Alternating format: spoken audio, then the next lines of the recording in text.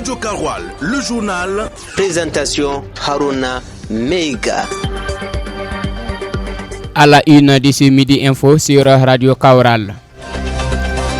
Ayamgol Isakan SA et Burkina Soudou Baoudé signent un accord pour la reconversion de 200 orpailleurs de la région du Sahel. Le ministère de l'Industrie, selon le ministre Serge Gnagno Dempoda, est accrédité d'une performance de 74,70% courant 2024. Les Étalons ont remporté les 3 points face à la Guinée-Bissau en la battant 2-0. Bonjour mesdames et messieurs, bienvenue dans cette édition du journal. Au centre universitaire de Dori, les étudiants constatent une indisponibilité des services du restaurant universitaire dû à une grève enclenchée depuis ce mardi 25 mars 2025 par le personnel. Une revendication salariale est le motif de cette grève. Hama Bari, délégué chargé des questions du RU, nous donne des détails sur le RU dans ce reportage de Hama Hamidou Diallo. Cette grève des employés de la nouvelle prestataire vient s'ajouter à d'autres difficultés que les restaurants universitaires du centre universitaire de Dori rencontrent, à entendre le délégué chargé des questions de restauration Hama Bari. Vraiment la prestation du RU vraiment n'est pas trop ça. Et on a toujours signalé pour pouvoir améliorer les choses, mais ça a toujours été la même chose. À chaque fois vraiment on se réfère à l'administration, voilà, ils nous disent qu'ils vont voir la prestataire, ils vont changer de prestataire. Si vous constatez au RU, c'est toujours les mêmes conditions qui étaient, c'est toujours la même dame que l'autre prestataire avait employée qui est toujours là en train de travailler. Les motivations de cette grève sont liées à des revendications salariales, a expliqué Hama Bari. Sincèrement dit, c'est déplorable parce que les dames en question qui sont employées là-bas pour travailler nous ont fait savoir que cela fait 3 mois qu'elles n'ont pas été payées. Et voilà la raison pour laquelle aujourd'hui elles ont décidé de ne même pas faire à manger. Donc elles sont là et se plaignent qu'elles n'ont pas été payées. Cette rupture de prestations laisse engendrer une panoplie de difficultés. Vraiment, les conséquences de cette rupture, vraiment, elles sont énormes. Le côté psychologique, vraiment, ça affecte beaucoup les étudiants. Dans le groupe, les étudiants sont en train de nous menacer, même nous, le bureau. Ils disent que non, ils ne peuvent pas tolérer cela. Pour quelqu'un qui doit suivre un cours de 7h à midi, pour sortir, aller chercher à manger. Imaginez-vous, il va revenir à Köln, surtout avec les histoires de rupture. Les gens ont plus d'espoir que le soir, ils viennent trouver des menus variés.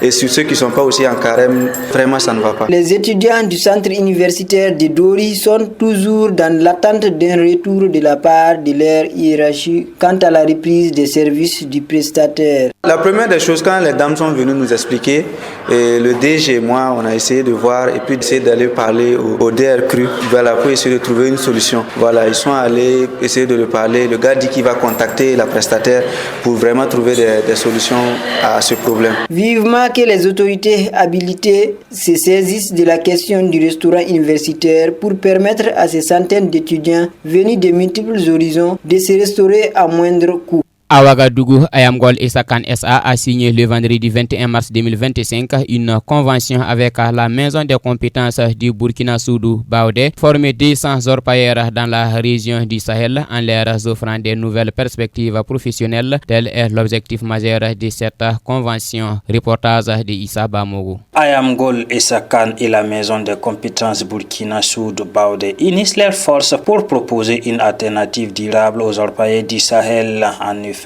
grâce à une formation adaptée que proposent les deux parties signataires, les orpailleurs pourront se réorganiser vers des métiers plus sûrs, ce qui peut impacter positivement le développement économique de la région. Selon le directeur général d'Ayamgol Isakan Tidiane Bari, cette convention avec Soudou Baoudé marque le début d'un partenariat stratégique visant à former des 100 jeunes orpailleurs dans la région du Sahel originaire des communes de Gorom Gorom et de Falangoutou. Il poursuit en précisant que cette initiative vise à accompagner ces hommes et femmes dans une transition vers des métiers plus sûrs et durables. La signature de cette convention marque la première étape du partenariat. La seconde consistera à accueillir et à former ses bénéficiaires. Tidiane Bali a assuré que tous les efforts nécessaires seront déployés déployés pour que ces jeunes aient une formation de qualité et qu'ils puissent sortir avec des kits leur permettant de se lancer dans d'autres activités.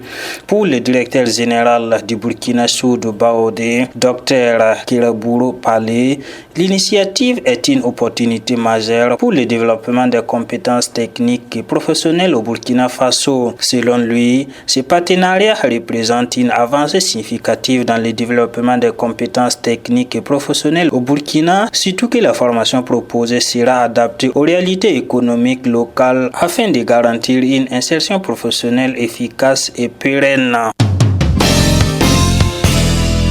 Le ministère de l'Industrie, du Commerce et de l'Artisanat a ouvert la première session de son conseil d'administration du secteur ministériel hier lundi 24 mars 2025 sous la présidence du ministre de l'Industrie, du Commerce et de l'Artisanat, Serza Nyagno Dempoda. Ce CASEM va examiner et adopter les rapports de mise en œuvre des documents de planification opérationnelle relative à la période 2024-2026 et se pencher sur des réformes des sociétés d'État. Les détails avec Issa Bamogo. Au cours de l'année 2024, le ministère de l'Industrie, du Commerce et de l'Artisanat a, selon le ministre Serge Nyagno Dempoda, est crédité d'une performance de 74,70%. Ces efforts ont permis d'obtenir un taux global moyen d'atteinte des cibles des indicateurs du plan d'action prioritaire 2024-2026 de 88,13%, un taux d'exécution physique global du plan de travail annuel de 2024 de 91,94%. S'est-il satisfait? Aussi, ces performances, selon le ministre Poda, s'étendent à la relance des entreprises industrielles avec la conduite des travaux d'opérationnalisation de Bras Faso, la restauration de la minoterie du Faso ainsi que la SN Sosico, la promotion de l'émergence d'unités de transformation des matières premières locales à travers la prise de participation dans certaines sociétés telles que Texforce et Adiprod. La prise de mesures pour la suspension de l'exportation de la matière première qualité utilisée par des entreprises industrielles burkinabées, des sociétés de transformation burkinabées ainsi que la réglementation de l'importation de certains produits déjà fabriqués localement, le renforcement de la productivité de l'artisanat par la dotation des artisans en métier à tisser sont aussi à mettre à l'actif du ministère, selon Serge Poda. Par ailleurs, le ministre a rappelé que ce présent CASEM doit conduire des réformes audacieuses afin de soutenir le développement économique et social du pays. Dans ce sens, le secrétaire général du ministère en charge de l'industrie, Alassane Ouedraogo, a précisé que les priorités générales du département pour cette année 2025 sont entre autres la conduite des réformes structurantes et impactantes du développement du secteur privé, la poursuite de la conduite des grandes réformes au niveau des sociétés d'État et des sociétés d'économie mixte à participation majoritaire de l'État. L'Assemblée législative de transition du Burkina a adopté hier en séance plénière un nouveau code douanier. Vieux de 63 ans, l'ancien code n'était plus en phase avec les réalités du moment, d'où ce nouveau code qui comporte 474 articles et qui, selon l'initiateur, le ministre en charge de l'économie Aboubakar Nakanabou, permettra une meilleure mobilisation des recettes ainsi que la modernisation des services publics de l'administration des douanes. Après avoir répondu aux différentes questions des députés, le ministre en charge de l'économie s'est prononcé au micro de nos confrères de la RTB sur ce nouveau code. Nouvelles dispositions, des nouveaux standards au niveau international comme la Convention de Kyoto révisée et l'accord sur la facilitation des échanges, il s'est avéré nécessaire d'adopter un nouveau code des douanes qui intègre les innovations qui ont été apportées donc par ces standards. L'environnement économique et financier a également évolué, notamment avec les questions de lutte contre le blanchiment des capitaux, le financement du terrorisme et la lutte contre la prolifération des armes de destruction massive. Le nouveau code des douanes permet donc de réduire le quantum des sanctions, faire en sorte que les sanctions soient à des niveaux supportables pour les entreprises. Le nouveau code des douanes a également prévu la possibilité de faire des recours administratifs, ce qui permet donc aux contribuables qui ne sont pas d'accord avec les travaux donc faits au niveau de la douane, pouvoir faire des recours au niveau de l'administration. Il faut dire que nous avons eu à mettre en œuvre un certain nombre de dispositions. foot, basket, handball, judo, cyclisme, le sport.